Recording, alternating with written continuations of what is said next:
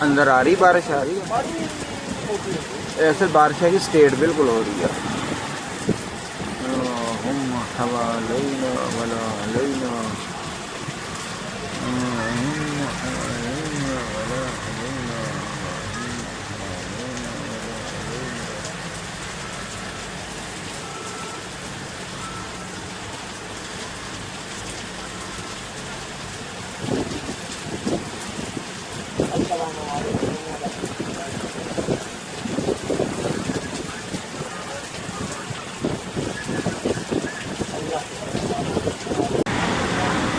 ये देखें, ये कराची में जो बारिश अभी हो रही है बिल्कुल करंटली, ये उस बारिश की कंडीशन और पानी की कैफियत देखें कितना पानी है।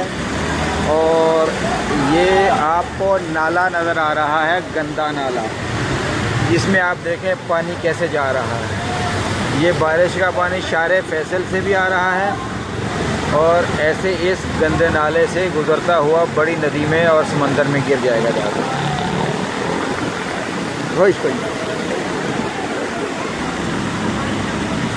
ये देखें कैसे पानी इसके अंदर जा रहा है और ये सीधा नाले के अंदर जा रहा है पानी।